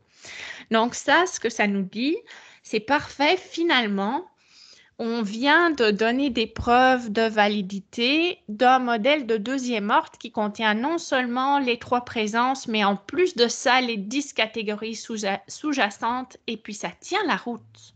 Non seulement ça tient la route, mais ça tient la route mieux qu'un modèle qui contient seulement les 3 présences. Donc, j'ai tout intérêt à me référer non seulement aux présences, mais aussi aux catégories sous-jacentes pour les tests ou analyses futures. C'est ça que ça me donne comme retombée finalement. Donc, quand on regarde la solution standardisée finalement, vous voyez, ça c'est une partie parce que le modèle est très gros. Là, je ne pouvais pas tout représenter, mais par exemple, vous voyez ici la présence cognitive qui est une des 3 présences avec ses catégories sous-jacentes. Puis chaque fois, on a les saturations correspondantes. Donc ça nous donne beaucoup plus d'informations. Puis on a apporté des preuves de validité pour dire que ce modèle-là tenait quand même assez bien la route. Et donc, on avait intérêt à l'utiliser pour la suite. Maintenant, je reviens sur le fait que j'ai chaque fois 2 petits nombres partout pour toutes mes saturations. Pour quelle raison j'ai chaque fois 2 petits nombres? Puis là, j'en arrive à la dernière partie de cette présentation qui concerne les analyses multigroupes, donc d'autres tests qu'on peut faire. Alors, analyse multigroupe, nous, on avait des participants dans 2 grandes universités. Donc là, on s'est dit, ça se peut que du fait les institutions ne fonctionnent pas pareil. Si vous avez fait partie de plusieurs institutions, vous devez être au fait de ça. Elles ne sont pas organisées de la même façon. Il y en a qui fonctionnent beaucoup approche-programme, comme à l'université de Sherbrooke, puis il y en a qui fonctionnent un petit peu moins comme ça. Donc, on s'est dit, OK, on ne sait pas comment les cours fonctionnent là-dedans, notamment au niveau de la présence sociale. On ne sait pas comment les cours sont organisés, comment conseillent les conseillers pédagogiques, etc. Donc, ça se peut qu'il y ait des différences entre nos participants dans nos 2 institutions. On n'avait aucune preuve de ça, mais ça se peut. Donc, à la base, on avait décidé de faire des analyses multigroupes. Donc, simplement de séparer nos participants en nos 2 groupes pour dire, ben, ça se peut qu'il y ait des différences entre les groupes du fait de l'institution. Ça se fait très facilement, en fait, dans EQS et ben, c'est sûrement une des raisons pour lesquelles on l'a fait. Donc, ça se fait très facilement parce qu'on va aller mettre notre premier modèle, puis on va lui dire, ben, il y a 2 groupes. Ça, c'est mes premières données pour le premier groupe. Et puis, à la fin de ce modèle qui se finit par un end, on va aller mettre la même affaire. Donc, on va recopier tout ça une deuxième fois pour aller lui mettre le deuxième groupe. Donc, la seule chose qui va différer, c'est qu'ici, on va se référer à notre deuxième fichier de données, puis on n'aura plus le fait qu'il a 2 groupes parce qu'on lui aura déjà dit. Il le sait qu'il va lire 2 groupes. Mais évidemment, c'est toutes les mêmes équations parce que nous, on veut tester le même modèle. Donc, les mêmes relations entre nos variables, les mêmes équations entre nos variables observées puis nos facteurs, donc nos variables latentes. Puis, on voudrait voir, finalement, ce qu'on fait quand on regarde ça multigroupe, c'est qu'on regarde est-ce que mon modèle, il tient la route dans chacune des 2 universités. Alors, de base, je l'ai mis et quand je dis est-ce que mon modèle tient la route dans chacune des 2 universités, c'est ce qu'on appelle de l'invariance, je ne sais pas comment on le traduit en français, configurale, configurielle. Donc, l'idée, c'est qu'on veut avoir exactement le même schéma, donc les mêmes liens entre les variables observées puis les variables latentes, mais éventuellement, par contre, les estimer. Donc, tous les petits nombres qui vont être déterminés par le logiciel pour estimer vos étoiles, donc pour vous donner les relations exactes, par exemple, entre la 3e variable observée, votre 3e item, et la première variable latente, ben, ça se peut que les nombres ici des estimés soient différents dans le modèle 1 puis le modèle 2. Ça, c'est ce qui se passe quand on fait la première étape, qui est l'invariance, donc, je vais dire, configurale. Deuxième étape, après ça, mais là, je me dis, OK, c'est bien beau, ça fonctionne. Ça fonctionne dans le sens, est-ce que j'ai toujours la même chose? Observation des résidus, observation des qui-carrés, des indices d'ajustement, non-ajustement. Est-ce que les variables résultant des tests significatifs ou pas? Donc, comme on l'a fait pour un modèle standard, donc là, on doit aller le vérifier pour chacun des 2 modèles et après, on passe OK, là, j'ai imposé aucune contrainte. Donc, éventuellement, les nombres précis qui vont relier ma variable 10 avec mon facteur 3 ne va pas être le même nombre dans l'université 1 puis l'université 2. Est-ce qu'il y a moyen de construire un modèle qui fonctionne quand même bien et pour lesquels je mets les mêmes nombres, les mêmes estimés? Donc là, ce que je vais faire, c'est que je vais faire de la variance de mesure. Donc, je vais imposer des contraintes entre les variables observées et les facteurs et éventuellement des contraintes sur les paramètres de covariance des résidus pour dire, donc, en fait, ici, c'est le premier grand cas. Donc, j'impose des contraintes. Je dis le nombre que tu me donnes entre V3 et F1, ça doit être le même dans l'université 1 et dans l'université 2. Je lui dis ça pour tous. Puis, je lui dis ça aussi pour les paramètres d'erreur de résidus. Et puis après, je vais regarder si ça tient la route. Donc, ça, c'est ce qu'on appelle de l'invariance de mesure. Je vais vous expliquer comment on fait pour savoir si ça tient la route. Après, il y a encore une autre étape qui est comme ma 3e étape, qui est de l'invariance structurelle, où j'impose aussi des contraintes sur les covariances entre les facteurs. Et donc, normalement, on fait ça étape par étape. On vérifie d'abord l'invariance configurelle, donc aucune contrainte. Est-ce que mon modèle tient la route? Est-ce que j'ai des bons résultats? Oui, ça va bien. J'impose des contraintes entre mes variables observées, mes facteurs, aussi sur les paramètres de covariance des résidus pour dire, OK, les nombres que tu me sors dans le groupe 1 doivent être les mêmes que les nombres que tu me sors dans le groupe 2, donc on est les mêmes estimés. 3e étape, si ça fonctionne bien, je peux m'en aller dans l'invariance structurelle. Donc là, je vais imposer des contraintes sur les covariances entre les facteurs. Autrement dit, ça sont ceux-ci. Les relations que tu me donnes de covariance, donc les relations linéaires entre, disons, le facteur 2 et le facteur 11 dans l'université 1, je veux que ça soit le même que la relation que tu me donnes entre le facteur 2 et le facteur 11 dans l'université 2. Donc, je vais essayer de forcer toutes ces égalités-là. Donc, dans un premier temps, là, vous voyez qu'il y en a quelques-uns en vert, puis je vais vous dire pourquoi. Donc, dans un premier temps, je vais imposer toutes ces contraintes avec une première parenthèse dans mon groupe 1 égale deuxième parenthèse dans mon groupe 2. Donc, je force mon égalité. Maintenant, ceux qui sont en vert, il y a des petits points d'exclamation devant. Ça veut dire que je les ai mis en commentaire dans le fichier. Autrement dit, ça veut dire que j'ai fait disparaître ces contraintes-là. Pourquoi? Parce que celle-là ne fonctionnait pas. Donc, il y a des étapes là-dedans à suivre aussi. Donc, dans un premier temps, je force l'égalité des paramètres. Ensuite de ça, je vais vérifier que mon hypothèse d'invariance est adéquate. Ça veut dire quoi?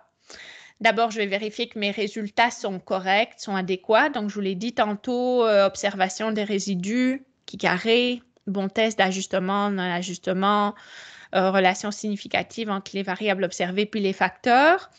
Et je dois aussi vérifier que j'ai une différence au niveau de l'indice d'ajustement qui est le CFI, qui est inférieur à 0,01. Donc, si j'ai mon modèle pas de contrainte puis mon modèle avec contrainte, il faut que la différence au niveau de l'indice d'ajustement de CFI, que ça soit minime. Et le minime se traduit par le inférieur à 0,01. Donc, si ces hypothèses sont respectées, je peux m'en aller observer mes contraintes un petit peu plus en détail, donc aller voir s'il y en a qui ne sont pas invariantes. Autrement dit, peut-être que je ne peux pas imposer toutes les contraintes pour dire sors-moi exactement les mêmes nombres, les mêmes estimés entre mes deux groupes. Peut-être que je peux l'imposer majoritairement, mais pas pour tous. Donc, pour faire ça, je vais à nouveau aller faire un petit LM test, comme tout à l'heure, un test des multiplications, des multiplicateurs de Lagrange. Et là, la règle dit que je dois aller regarder. Donc, il y a plusieurs choses qui sortent, mais ce que je dois aller regarder, ce sont les statistiques cumulatives multivariées, univariées ici. Et ce qu'on veut, c'est que quand je regarde mes probas univariées, celles qui sont en bas de 0,05, je les ai mis en bleu ici. Mais ça veut dire que c'est des contraintes qui ne sont pas invariantes par rapport au groupe. Donc, j'impose mes contraintes. Je regarde que j'ai des bons indices d'ajustement, donc que mes hypothèses de base sont respectées. Ensuite de ça, je vais regarder, je vais analyser, est-ce que j'avais vraiment le droit d'imposer ces contraintes ou est-ce que je ne devrais pas les imposer parce que les analyses me disent que ça ne devrait pas être les mêmes estimés dans le groupe 1 puis dans le groupe 2. Donc ici, ce que mes résultats me disent, c'est que ces trois premiers résultats, donc la contrainte 10, la contrainte 22 et la contrainte 11, elles sont listées au-dessus, donc vous savez lesquelles c'est. Elles ne sont pas invariantes entre les deux groupes, donc je ne devrais pas les imposer. Et c'est là que vous retournez à votre fichier EQS, vous allez retrouver ces exactes mêmes contraintes et vous les enlevez en les effaçant, ou moi je l'ai fait en commentaire parce que je voulais être sûre de tout ce que je faisais là. Fait qu'en les mettant en commentaire, puis on se réessaye pour voir si là tout fonctionne bien. Puis normalement, ce qui devrait arriver, c'est quand vous avez enlevé les contraintes qui ne sont pas invariantes, ici, vous n'allez plus avoir de valeur en bas de 0,05 et là, ça vous montrera que vous l'avez fait correctement. Donc, il y a plusieurs étapes à ça. Je vous rappelle d'abord, on a un multigroupe, pas de contraintes, très facile à faire. Donc là, je vais simplement dire, je veux voir si mon instrument de données, la structure de mon instrument de données telle qu'elle, elle tient la route. Et puis, c'est une première très bonne étape. Si je veux aller plus loin que ça, puis que je veux me dire, est-ce que je pourrais avoir les mêmes estimés, s'il vous plaît, pour les deux groupes? Je vais imposer des contraintes, d'abord de mesure entre les variables observées et les facteurs. Là, je fais mon petit jeu de est-ce que mes hypothèses sont respectées? est-ce que quand je fais le test des multiplicateurs de Lagrange, j'ai des contraintes que je devrais enlever parce qu'elles ne sont pas invariantes entre les groupes? Quand j'ai fini tout ça, là, je m'en vais à mon étape suivante d'invariance structurelle où je vais imposer des contraintes sur les covariances entre les facteurs et je recommence le même exact petit jeu. Donc, est-ce que mes hypothèses sont respectées?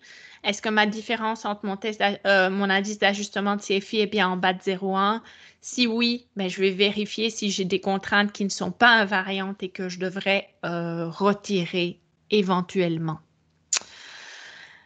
J'ai presque fini, mais je m'arrêterai une petite seconde pour vous demander si vous avez des questions sur ce que je viens de vous raconter, donc modèle de deuxième ordre, puis la suite là, pour aller plus loin de multigroupe.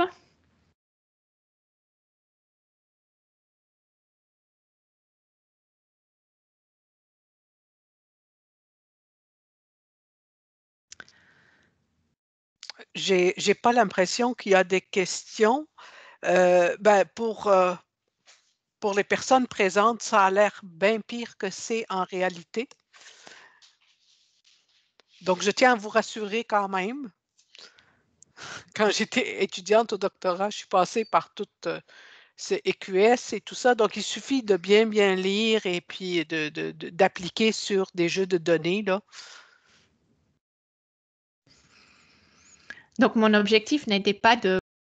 C'était extrêmement complète, c'est ne faites pas ça, en effet. C'est de vous dire, ben, lancez-vous, puis je me suis posé beaucoup de questions. Plus j'en ai fait, plus je me suis posé de questions. Puis, je voulais vous donner aussi, ben, pour la suite, ben, la présentation de cette année, de l'année passée, devrait vous donner quand même une base de démarrage si vous en avez jamais fait.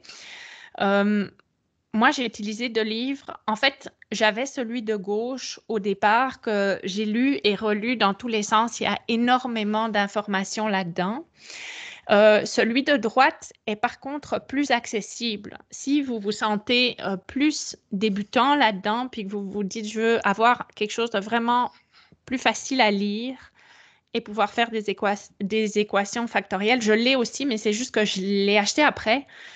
Et en fait, il est beaucoup plus accessible, celui-là. Et puis, si éventuellement vous voulez vous en aller très dans la profondeur, ben, vous retournerez à celui de gauche. Donc, 2 références. Puis, je vous conseille quand même d'en avoir minimalement une là pour pas vous perdre là-dedans si vous ne l'avez pas fait. Dans la présentation PDF, vous retrouvez aussi des références. Donc, quelques références principales que j'ai utilisées au fur et à mesure de la présentation, puis qui pourraient être utiles si vous voulez en savoir plus sur un sujet ou sur un autre. Puis, ben, j'ai mis aussi les références des applications 1 et 2. Puis, à un moment donné, je vous ai renvoyé au côté technique pour construire là, le modèle dans l'interface graphique de QS à la présentation de l'année passée parce que j'avais passé comme 10 minutes à montrer tout ça dans le détail.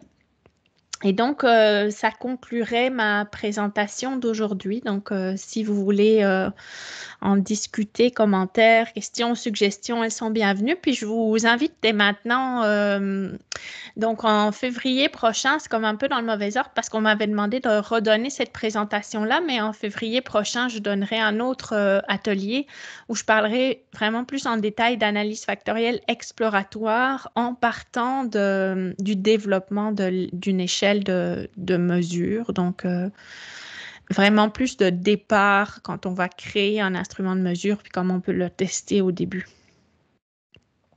Voilà, merci beaucoup pour votre attention. Mais j'ai une petite question. Oui. Moi, je travaille avec M+, puis EQS me semble peut-être plus simple. Au niveau de la disponibilité, est-ce que la faculté, on peut l'avoir à la faculté? Non? Non, mais moi, c'est ma directrice Sauson qui m'a payé la licence. OK. Mais donc oui, c'est pas disponible à la faculté. Puis ça fonctionne aussi sur PC. J'en avais un, mais qui n'était pas mon ordi principal, mais c'est quand même une contrainte, mais ça fonctionne bien. J'en ai pas utilisé d'autres, donc je peux pas te donner un point de comparaison par rapport à M+. OK. Quand même, EQS, ça fonctionne bien. Puis là, les livres sont très, très clairs aussi par rapport à EQS. Je ne sais pas ce qu'il en est par rapport à M+, mais il faut avoir une licence. Oui, il OK. faut avoir une licence. Ça coûte à peu près entre 600 et 700 $. Puis Par c'est une... année? Non, c'est une licence OK. à vie. C'est ça qui est le fun OK. avec ce logiciel-ci. Il en existe d'autres. Il y en existe plusieurs autres. Par exemple, par rapport à SPSS, ben, il existe un module supplémentaire qu'on peut installer par-dessus, mais le module supplémentaire, on ne l'a pas par défaut dans les facultés. Ce ne sont pas des choses qui sont fournies. Puis, dépendamment aussi du nombre d'utilisateurs, ben, d'une faculté à l'autre, peut-être que dans d'autres facultés, il y a cette possibilité-là d'avoir EQS ou autre logiciel. Mais c'est ça, c'est ce que je vous dirais à l'université de Sherbrooke. Puis même là où j'ai fait mes études non plus, on ne l'avait pas. On ne l'avait pas, il fallait acheter la licence là, pour pouvoir l'utiliser par la suite. Là. OK. Parfait, merci. Ben, je voudrais glisser un petit mot par rapport justement à l'usage de tout ça, les validations de questionnaires et tout ça. Ben, c'est vraiment extrêmement important de partir une recherche à partir d'un questionnaire qui est déjà validé. Parce que si le questionnaire n'est pas validé, les résultats de la recherche, ça vaut ce que ça vaut. Euh, donc, ben, si la validation n'a pas été faite, puis que vous avez un gros échantillon, pourquoi pas procéder à la validation, mais c'est vraiment extrêmement important de partir de questionnaires avec des bonnes qualités et déjà validés et utilisés par d'autres chercheurs. Dans les deux exemples que Géraldine vient de vous montrer, ben, les questionnaires, ben, l'apport par rapport justement à l'avancement des connaissances est important parce que dans ce cas-ci, on a utilisé ces deux questionnaires-là dans un contexte francophone. Euh, Par exemple, pour toute la question de présence et du modèle de communauté d'enquête de Garrison, il a été utilisé, ce questionnaire-là, en français sans avoir été validé en français. Et donc, quand on traduit des questionnaires, ben, il y a des étapes importantes vraiment à suivre, mais aussi c'est important de valider le questionnaire dans la nouvelle langue. Parce que ben, des fois, des items dans une langue ne veulent pas tout à fait dire la même chose, ou des mots dans une langue ne veulent pas tout à fait dire la même chose dans une autre langue. Donc, c'est vraiment extrêmement important de faire cette validation. Dans le cas justement du questionnaire sur Community of Inquiry, communauté d'enquête en français, l'apport est double. Pourquoi? Parce que Géraldine, tantôt, elle a évoqué une validation qui a été faite auparavant en 2018, mais cette validation-là a été faite par morceaux. Tandis que dans le cas qui nous intéresse ici, on a fait la validation avec tout le modèle au complet. Donc, ça, c'était un premier apport. Et le deuxième apport important, c'est la validation vraiment en français là, du questionnaire. Donc, pour ce qui concerne le questionnaire de Camber, ben, vous allez dire peut-être que Géraldine elle me disait pourquoi tu as utilisé ce questionnaire-là? Il n'y a pas d'allure. Puis après les opérations de validation, ça n'a pas d'allure. C'est quoi cette affaire-là? Oui, ben, j'ai dit c'est bien beau, mais il n'y en a pas d'autres questionnaires. Il n'y en a pas d'autres questionnaires et en anglais là, déjà. Donc, je l'avais traduit en français pour les besoins d'une recherche plus vaste. Donc, ça, c'est des données secondaires qu'on a utilisées. Mais quand même, on est arrivé à un résultat qui est intéressant parce que dans les échelles qu'on utilise pour mesurer les variables externes en matière de persévérance et de réussite, ben, c'est souvent mesuré par un seul item. Ou quelques items. Tandis que ce questionnaire-là était intéressant pour moi parce qu'il y avait plusieurs items, puis je me disais, bon, ben, quand on va être rendu à l'étape de validation, au pire, il va y avoir des items qui vont sauter, mais au moins, on va avoir une base à partir de laquelle on va pouvoir faire un exercice de validation plutôt que rien du tout, puis partir avec un seul item, ça n'a pas d'allure. Donc, c'est ça. Pour conclure cette présentation, j'insiste beaucoup sur l'importance de valider des questionnaires avant de les utiliser ou encore d'utiliser des questionnaires qui sont déjà validés. Pourquoi on fait ça? Parce qu'on s'assure que si on mesure, par exemple, une échelle de mesure, par exemple, la persévérance, c'est que c'est vraiment vrai que ça mesure la persévérance. Parce qu'on peut avoir un ensemble d'items qu'on aura construit, puis s'imaginer que oui, ça mesure, mais est-ce qu'en réalité, ça fait ce travail-là ou pas? Bien, avant d'aller plus loin, puis de l'utiliser pour regarder des liens entre, ben, c'est important justement de procéder à la validation de nos questionnaires ou de partir de questionnaires qui sont validés par des collègues francophones, anglophones, etc. Il y a Daniel qui voulait intervenir, je crois. Oui, c'est ça. Un item, on ne peut pas réaliser cette opération statistique. On ne peut pas valider un item tout seul, là. C'est Ben non, certain. c'est ça. C'est certain. Non, tu peux rien faire avec ça. Minimalement, tu en as 3, par exemple. Ça peut être utile dépendamment de tes répondants. Disons, les échelles de bien-être chez les enfants du préscolaire. Tu ne peux pas avoir des questionnaires avec beaucoup d'items parce que 3, c'est déjà beaucoup. Mais au moins, ça en prend minimalement 3, je pense, non? Ça prend un équilibre, je te dirais. Il y a un équilibre. Tu sais, les gens qui sont plus en mesure, là, on va adorer avoir plein d'items comme ça. On dit, s'il y en a qui ne fonctionnent pas, on va pouvoir en élaguer et qu'on ait une échelle de mesure intéressante.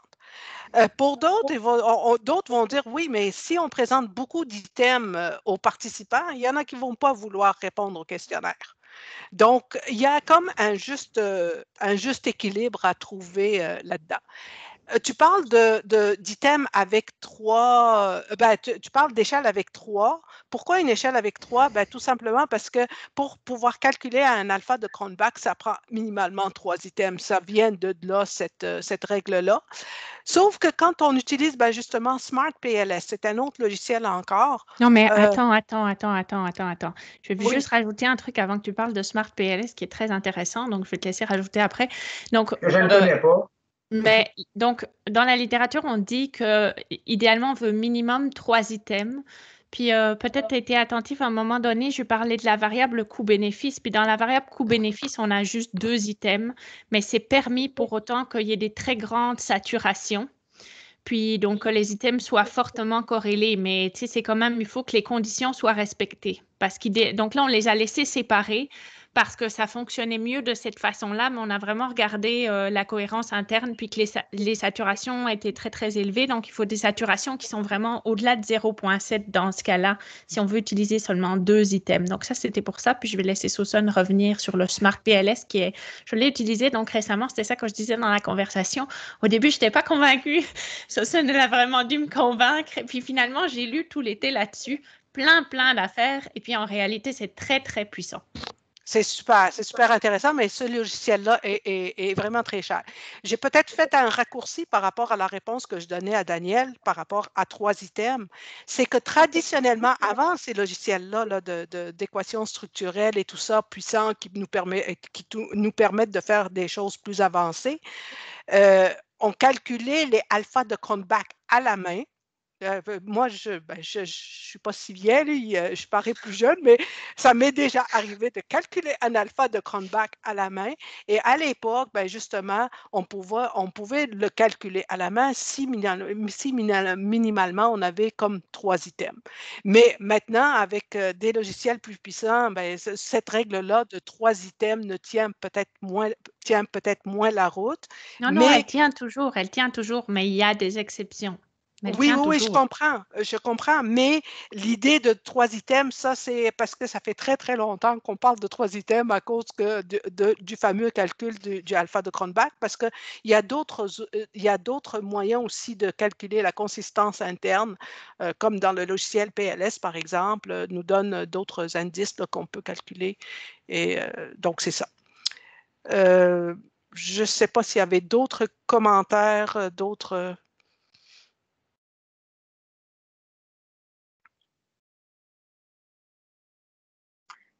J'en aurais peut-être un autre. Oui. Parce que j'ai déjà fait face à un évaluateur dans une revue. Puis le questionnaire, c'était justement ça. Il était anglophone, puis là, il avait été traduit, puis tout de suite validé en confirmatoire. Mais l'évaluateur disait qu'on devait le faire en exploratoire, comme la validation du questionnaire traduit. Donc, qu'est-ce que vous pensez par rapport à ça? Est-ce qu'on passe exploratoire plus confirmatoire ou... Pas forcément.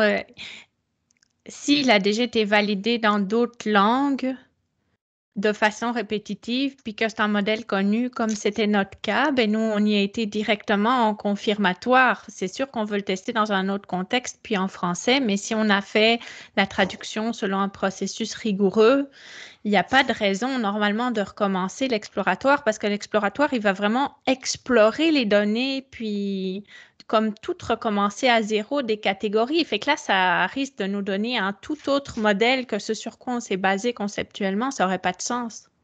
Okay. Qu'est-ce que tu en penses, Sauson?